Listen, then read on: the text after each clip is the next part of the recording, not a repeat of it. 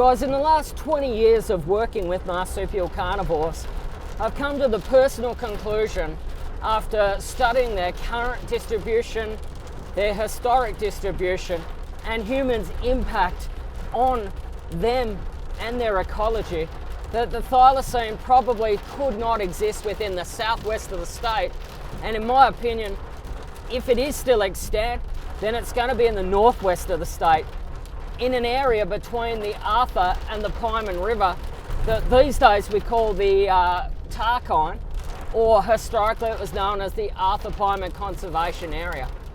It's an area of tremendous significance where Hans Narding had his sighting, where Geiler intensively investigated through the 40s, 50s, where he rolled his Series 1 Land Cruiser.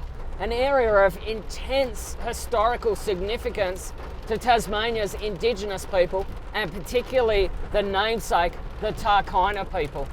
The Carina's are supposed to have moved from the lowlands of the west coast to alpine Tasmania in the spring to deal with an area of Tasmania that would otherwise be inhospitable at other times of the year. In autumn, they're believed to have made their way back. The air temperature was cooler, the mornings were cooler, there was more humidity.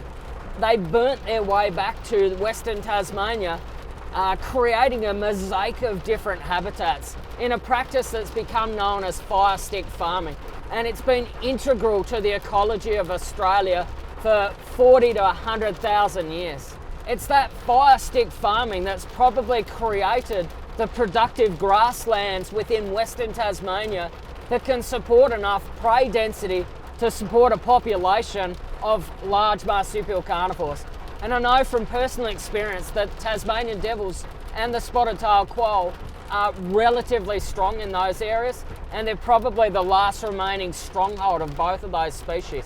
So it does pose the question that if the northwest is a stronghold of two marsupial carnivores, could it be the stronghold of the third, the big one? What better place to start our Thylacine road trip than by heading to Corinna, which is at the southern end of that Tarkine area on the banks of the Paiement River. This area has tremendous significance to the Indigenous people, and the word Corinna is even the Tarkina's dialect for Thylacine. So in my opinion, what better place than to head to that part of the state, to Thylacine, to Corinna. Join us on this Thylacine road trip, unless I get struck and killed by lightning. Typical Tasmania. Beautiful one moment, horrific the next. And that's what makes this island so remote, so difficult to access, and in some respects, so dangerous. But guys, join us as we negotiate some of the most remote areas of Tasmania and head to the west coast.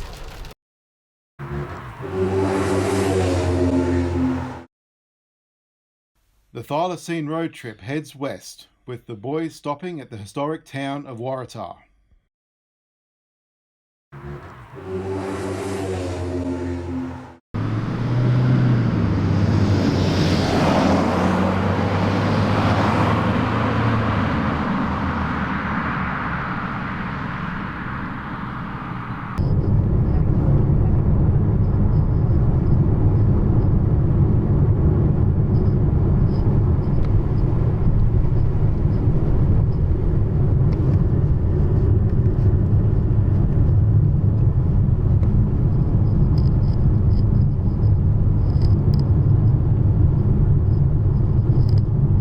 Here we are at Waratah, the gateway to Tasmania's south and southwest. We're headed to Corinna.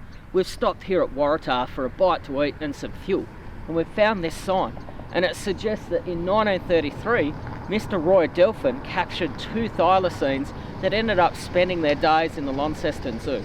It's really interesting because in 33 that would have made them some of the last thylacine captured in the wild.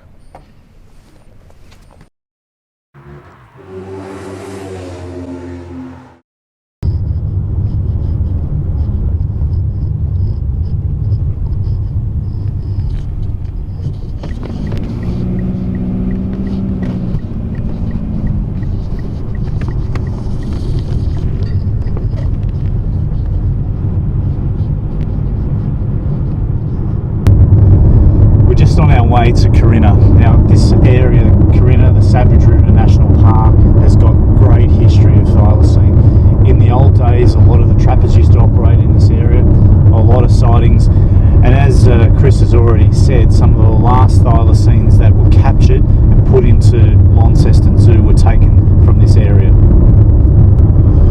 One of the reasons we're doing a road trip is because the majority of thylacine sightings happen when people are driving their cars, going about their everyday business, travelling from one town to the other.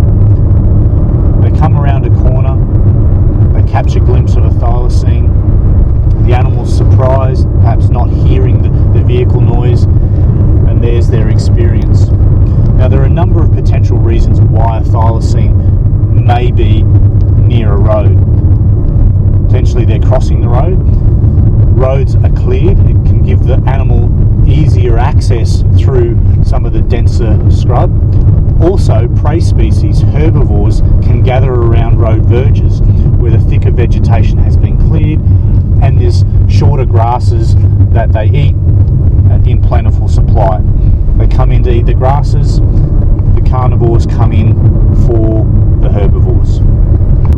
We're just coming up to the Savage River National Park area. Now there are a number of interesting conspiracy theories about the Savage River National Park area. The story goes that the government knows and keeps secret the fact that there is a remnant population of thylacines in this area. And what better area to have a final bastion for the thylacine to survive? This is great thylacine habitat. There's lots of water, there's lots of prey, there's lots of places for them to traverse from one area to the other. It's also interesting that a lot of TRU's recent thylacine sightings, and by recent from 2015 onwards, come from this general area. Savage River National Park. Could there be thylacines here? Only time and more research will tell. We've stopped our cars in the middle of Savage River National Park to show you just how remote these roads are. We've been travelling for about 45 minutes. In that time we've seen one car. The other thing we wanted to show you is just how dense the vegetation is just off the road. Leon, follow me, let's go have a look.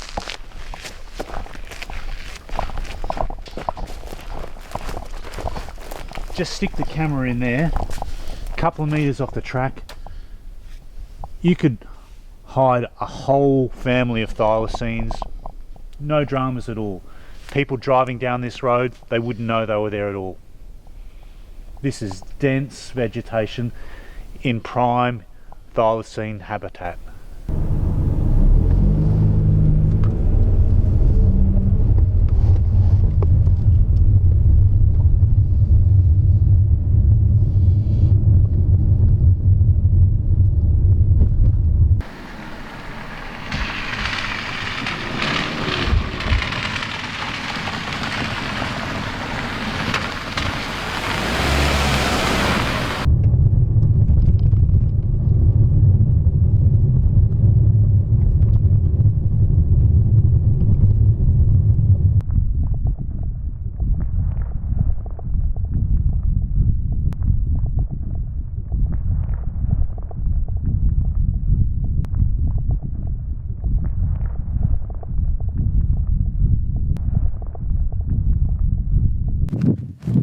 Warren, this area, absolutely spectacular habitat. In my mind, I can't think of a better part of Tasmania that could still have a population of thylacine if they're still extant.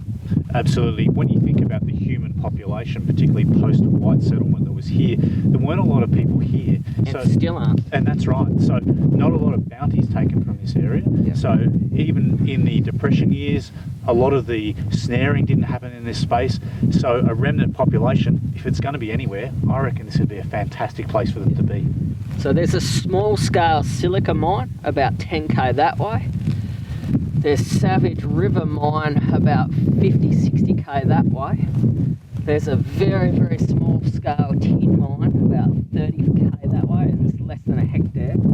Carina, as a tourism settlement, it's probably 20k to the south. I mean, realistically, walking is potentially a full day to seeing anything. Yeah. Just where we're standing here. And let's talk about this road that we've used to get in here, the Western Explorer. It's the middle of the day. We've not seen anybody else.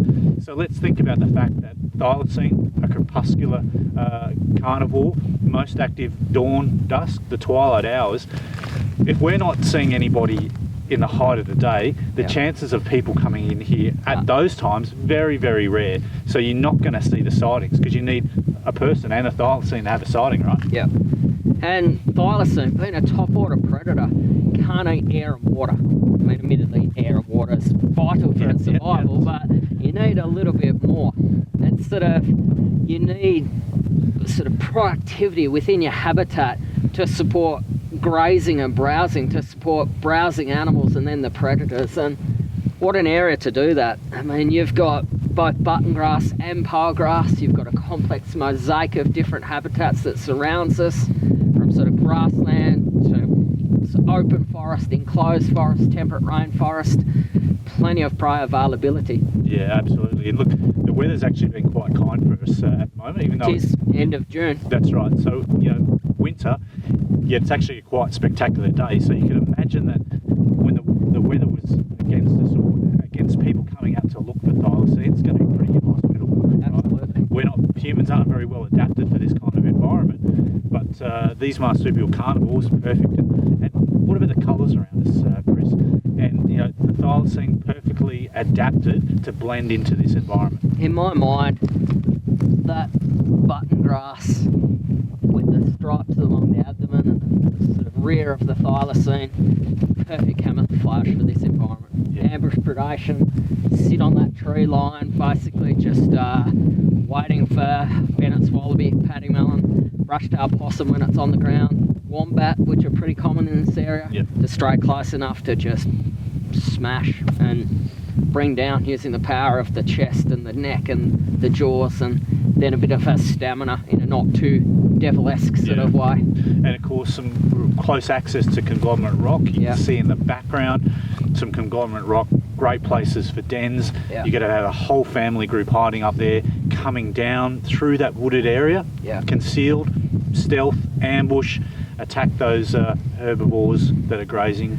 So if a devil has a range of maybe 20 square kilometres on average, and let's say devil male's 10 kilo, thylacine 28-30, let's say 60 square K, just as a rough guess. I mean, this area is still hundreds and hundreds of square kilometres, if not thousands, bordering into sort of another protected area of the of the Savage River and then the Southwest National Park. This area is certainly big enough with enough habitat that's unmolested by human hand to still support predators, for sure. Well, one of the things that's always intrigues me about looking for evidence of thylacine is the fact that, we go out there, others go out there looking for thylacine footprints. Now, people like Nick Mooney, pretty well-known government-based thylacine investigator, estimated the average thylacine 30,000-40,000 plus footfalls a day, right? So there should be evidence of their footprints. But if you look at the area around us, there isn't a great place for a footprint to actually take a hold, is there? Not at all. It'd only be sort of the culverts on the side of the road or something like that, and that's why we check them every time we get out of the car. That being said, we better go check some. Absolutely, let's do that.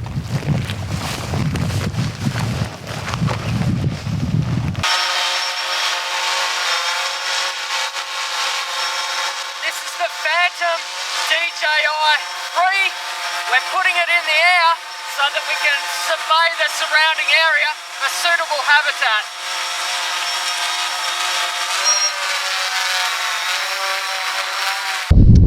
So Chris, what can you see on your first person viewer, your FPV system there? So I've got it sitting up there at about 120 metres overlooking the Savage River National Park, looking to the east, just sort of looking at the various habitat types, looking at that range behind us, just sort of getting a feel for the landscape. Yeah. So when we're using this kind of technology, we're not expecting to see a thylacine in it. No. What would we be expecting to see? Just using it to sort of look for different habitats, areas that we could walk into, areas where we could set cameras. I mean, we don't have to fly it so high. One of the most useful aspects of it is you can fly it at walking height for hundreds of meters away from you. Yeah. So I guess we can also be checking out things like game trails and those sorts of things. Yep.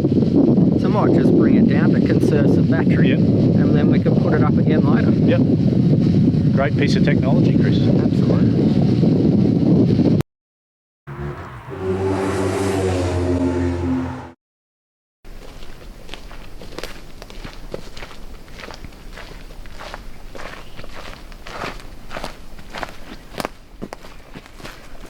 Whilst this is the track to the Donaldson River and the Donaldson Range, it was made famous by T.B. Moore, a prospector that was looking for gold and tin in this area from the 1830s on. And that dude's pretty well known for his tiger skin. Yeah, absolutely. So a bit of a character. He used to go everywhere with his two trusty dogs, and they actually used to do a lot of the hunting for him. He used to bring back wombats, echidnas, you know, and possums. And he used to just supplement that food with what he had in his pack. Yeah, absolutely. A bit tough gig out here. Months on end out here with just your dogs for company and sort of providing you with food source. Yeah, and he had a pretty famous run-in with the thylacine down by that Donaldson River where his dogs leapt to his defence. Absolutely. It'd be nice to get that tiger skin hat as a remnant that we could talk about, but apparently it blew off in the wind up on the plateau out there and was lost to the annals of history, basically. This area, plenty of thylacine history other than that of T.B. Moore. Wasn't this the first area that the bounty was actually implemented in the early 1830s? Yeah, absolutely, 1836. So a lot of people know about the official Tasmanian government bounty scheme that ran from 1889 to 1909, but there were a number of private bounties, and the Van Diemen's Land Company established one very close to here in 1836. Well, that Surrey Hills still exists. There's a dirty great big mill at Surrey Hills that I drove past before we met up, so that area is still in existence. It's still a primary industry area. Yeah, absolutely. Now, the other great piece of history, in fact, recent history, in fact, is that the protesters that were protesting in this Thylacine area, they had a number of incidents that were thylacine related. Absolutely. They were protesting against the development of what's now called the Western Explorer, which back then it was referred to as the road to nowhere, to connect Corinna to Arthur River for tourists. And their fear was that it was going to open up this pristine area and make it more prone to bushfire, and tragically a few years later they were proved correct when a guy who was scarpering from the law torched his four-wheel drive to get away, and unfortunately burnt down half the region, and it was shut for a few years. Yeah. So those protesters, what kind of experiences did they have? Well, to my knowledge, they refer to themselves as the Tasmanian Tigers from their 1995 sightings, where they sort of heard the coughing, rasping bark of an animal in this area that they liken to thylacine. And that's a very similar sound to the one that we use in a number of our experiments. Absolutely, and it's not dissimilar to the sound that young William Flowers heard and tried to record out at Hatfields, which is, as the crow flies, as the thylacine walks, probably only 30-40 from here. I guess only if William Flowers could actually use anything other than reel-to-reel recorders, we may have got some of that recording. Your friend has recorded a sound that's very similar to that. Yeah, I've got a mate who is a good bloke. I'll call him a mate. I know him through work, and he's a real closet enthusiast. We won't name him, but he really has some strong knowledge and spends a fair bit of time out in this area. And he came down here to do a bit of investigation and wet a line in the Savage River. Bottom line is that he played me a sound that he recorded on the Donaldson Range track, which is what we're standing on here, of that coughing, rasping yip yap sound that we've captured, that the Tasmanian Tigers named their organisation after, their protest group after.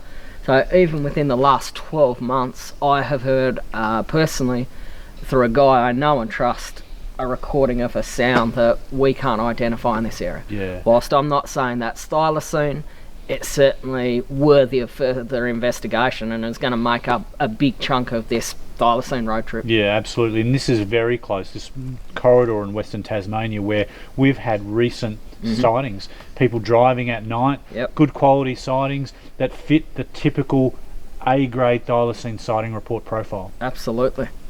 So I suppose we should dig out the equipment and start laying a few cameras and get the sound recording gear going. Absolutely. If only we had someone big and strong who could carry all our gear for us.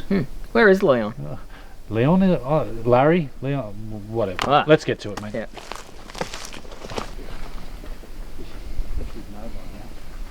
We're all about action.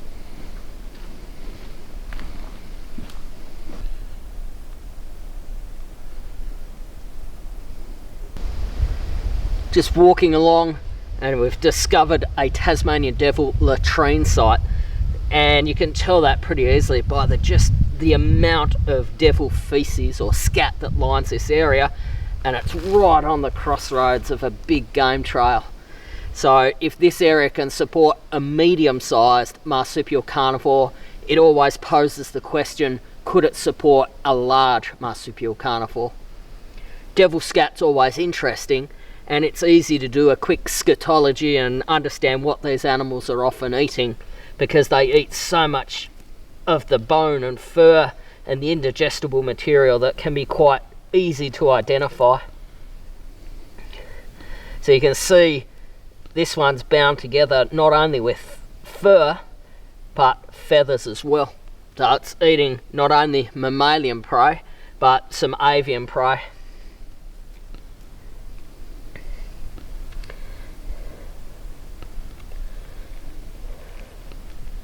So these are shards of bone, and they're very fine bones. You'd have to start to suggest in habitat like this, they might be the bird bones, or they could be something like a ringtail possum. This scat here is green. This one probably passed first, so that's all the easily digested material. And these scats are darker, and they're bound up with indigestible material. So they probably passed last. These are actually quite fresh. I'd suggest that this one in particular was only put here a couple of hours ago. So it's nice to know, even with devil facial tumour disease, that there's a good, healthy population of Tasmanian devils in an area like this. But enough about the shit. Let's go.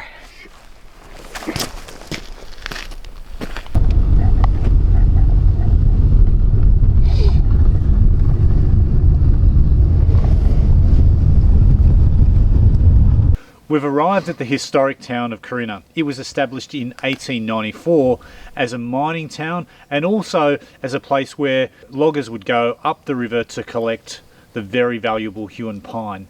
The town name, Corinna, is of course named after the Aboriginal name for Thylacine.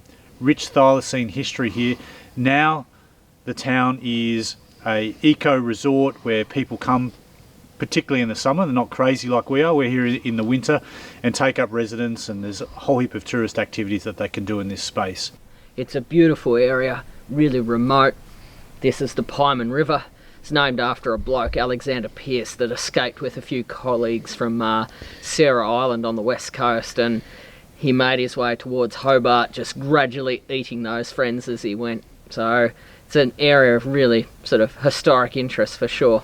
It's also an area that's got a lot of historic and modern thylacine sightings, so we're going to set up and do some investigation in the Paiement area.